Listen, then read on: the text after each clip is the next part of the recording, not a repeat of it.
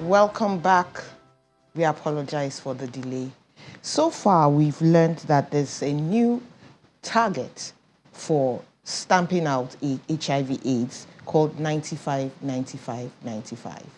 Finding out 95% of those who are carrying the virus, get 95% of those on treatment, and get 95 of those totally suppressed, in which case the virus in them is not able to affect another person, no matter what.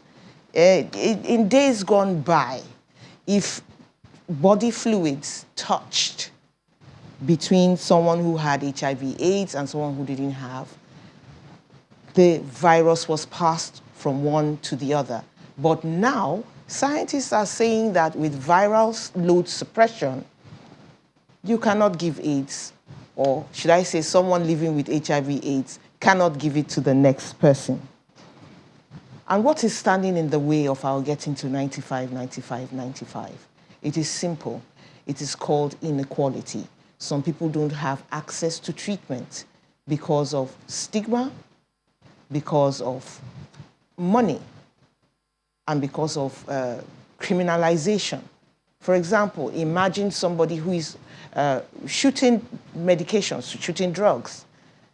If he is caught, he's criminalized. It's a criminal act anyway, but HIV/AIDS must be stopped, because if it isn't stopped, it gets to people who are not criminals. So one has to weigh and balance the pros and cons.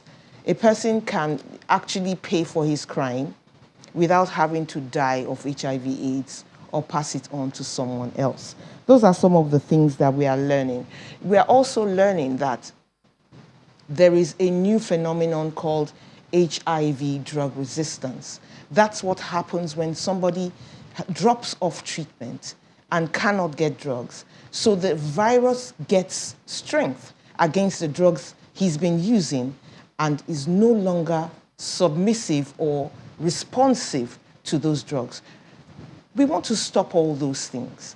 So let's try not to criminalize people who have HIV/AIDS for your sake, for my sake, for everybody's sake in the world, so that this, they call it a pandemic now, will be kicked out and stamped out in our society. That has been Health Matters. Thank you for watching. I am Mary Alale Yusuf. Have a wonderful day.